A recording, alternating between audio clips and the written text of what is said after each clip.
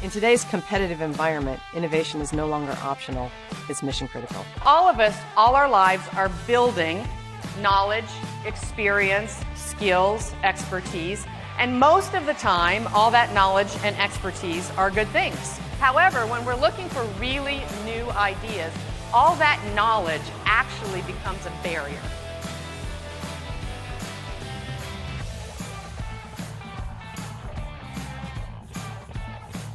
We all have something that social scientists call cognitive biases. And cognitive biases are mental shortcuts that we use for problem solving. But the particular cognitive bias that we're working with here limits our thinking around innovation. And here's what's happening. The tendency that we all have is to censor our own ideas. We tend to think we're not creative. And we do this all the time and we don't realize that we're doing it. We say an idea, we immediately judge it.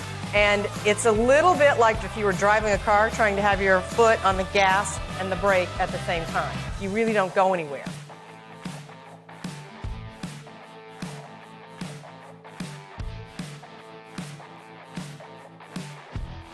If you think about in your own meetings with your own groups or your own teams, that's probably what you do. When a crazy idea comes up that has some hugely obvious problem like that, you probably just throw it away. In most typical meetings, they're yes, but environments because we're humans and that's what humans do.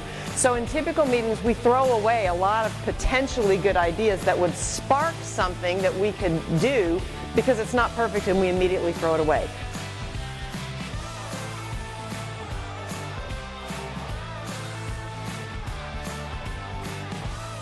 In most large organizations, we're all very concerned with how smart we look, and we have to be because that's what's rewarded. But we also have to remember that we have to let some crazy in the room. And if we never let any crazy in the room, we're never going to get the novelty that we need to be innovative. None of us like to admit we have this, but we all do. The negativity bias is the subconscious assumption that uncertainty equals danger. And it's been proven that we have it. Animals have it. They've proven that dogs have it. They've even proven that bumblebees have it.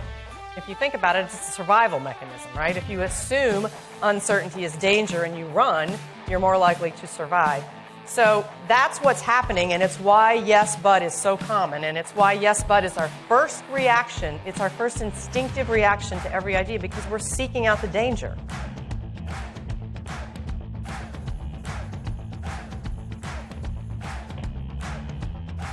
The faster you can throw out ideas with no judgment, the more likely you are to have lots and lots of ideas, and the more likely you are to have some good ones in there. And that one simple neuroscience brain hack will dramatically increase your creative thinking.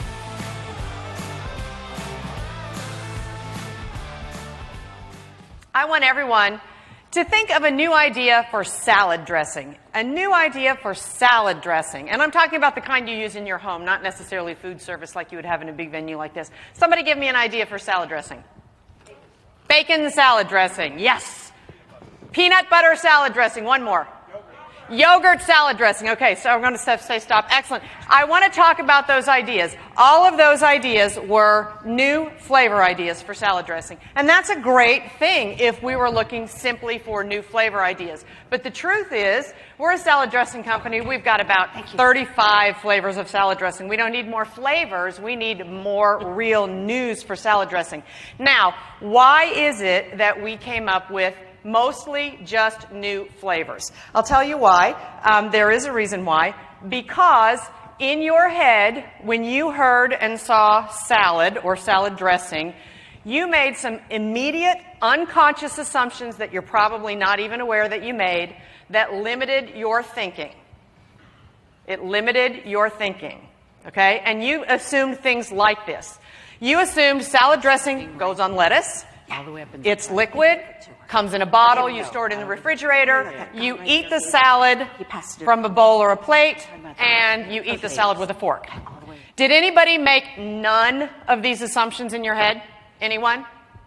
No. Oh, you didn't? You didn't give me a new flavor idea.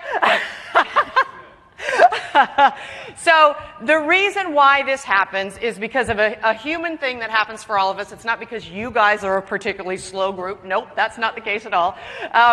It's because we all have something that social scientists call cognitive biases. And cognitive biases are mental shortcuts that we use for problem solving. And we use these all the time. We're not aware that we're doing it, and it circumvents good thinking sometimes.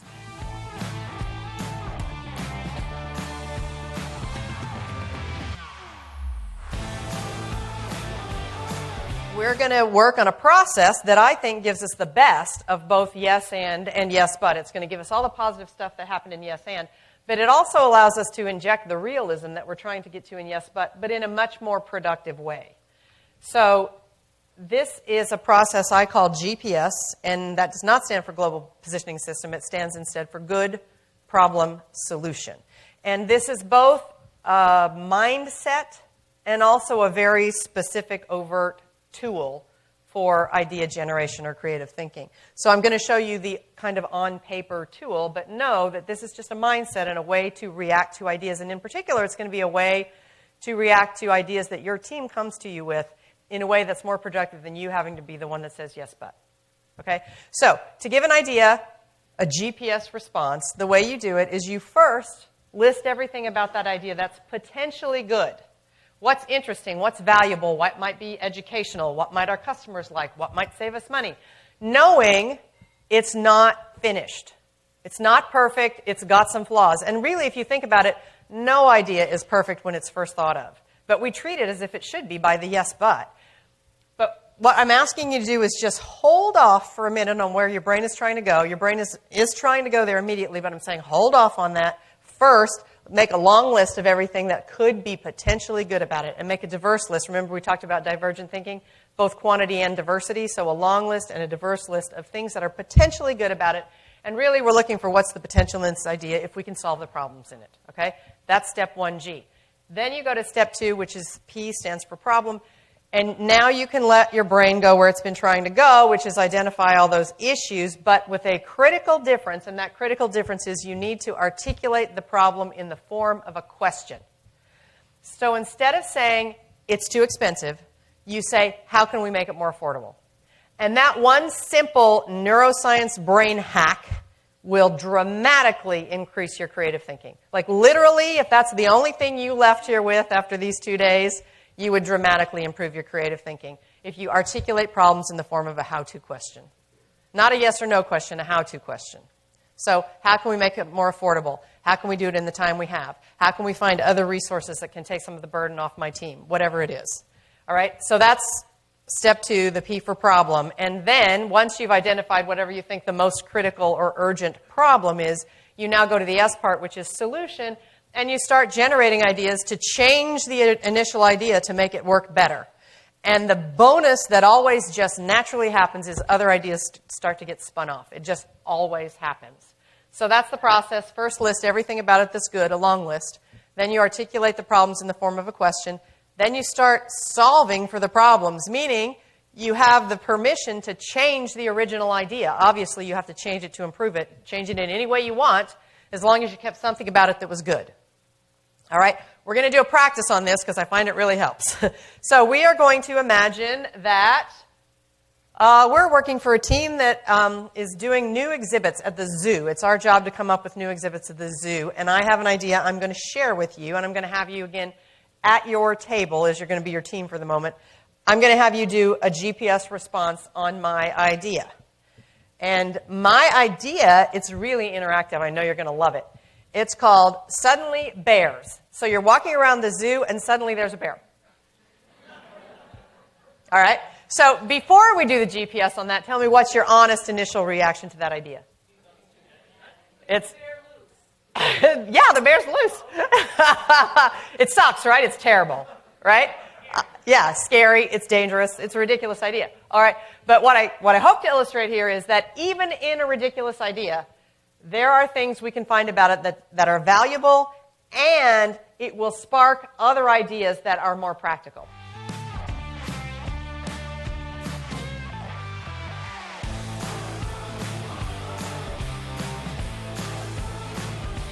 So here's my example. Imagine that we all work for a company that has a lot of hourly employees. Let's say, for example, Walmart, who has a lot of hourly employees in their store. And we have a problem with employee absenteeism. This causes a lot of problems. It causes its cost. Obviously, we can't serve our customers as well if employees aren't there. So most teams would typically say the problem that we need to solve is how might we reduce employee absenteeism? That's the very obvious question that you would ask. If the problem is absenteeism, we're going to say how do we reduce it, right? And we would come up with some ideas for how to do that. But the fact is, this team has been working on this for a while. It's an ongoing problem. They haven't solved it yet. So they need to come up with new questions in order to help them come up with newer ideas. So if we could ask different questions like some of these, we could come up with potentially very different ideas. So rather than simply saying how to reduce employee absenteeism, what if we said how to lessen the effects of absenteeism? So we're going to acknowledge that that's going to happen. We're just going to manage around it in other ways. Can you see how that would give us different ideas than how to reduce absenteeism? Or if we said, for example, how to incent regular attendance would also give us radically different ideas than saying how to reduce absenteeism. Or how do we educate employees about the effects of absenteeism? Or how do we assist employees with the causes of absenteeism? All those questions are different than the initial question and are going to lead us to very different ideas. And that's the goal of this exercise, is to ask a new question to come up with a new idea. Because if we simply ask the same question over and over and over again, we're a lot less likely to come up with a new idea.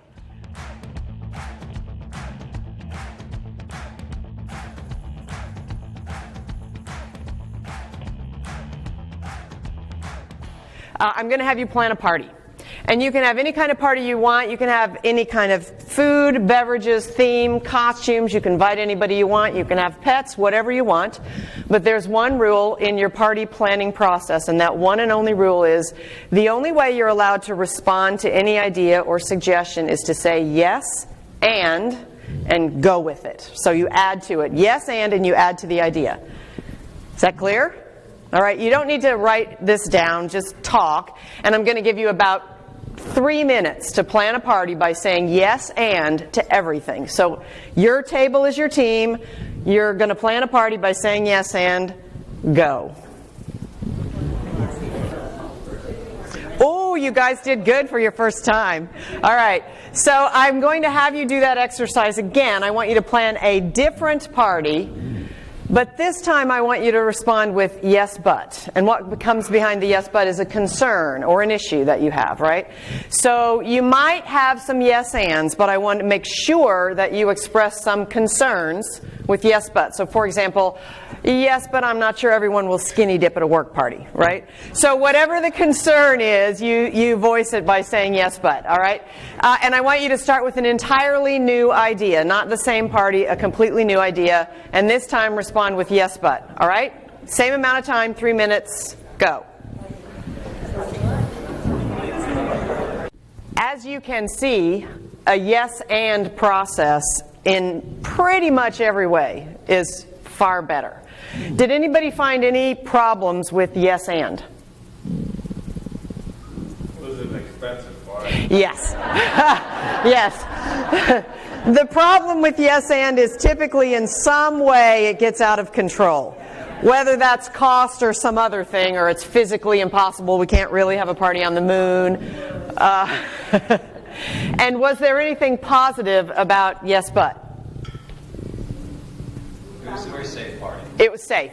We could implement that party, right? So what happens here is it tends to be doable.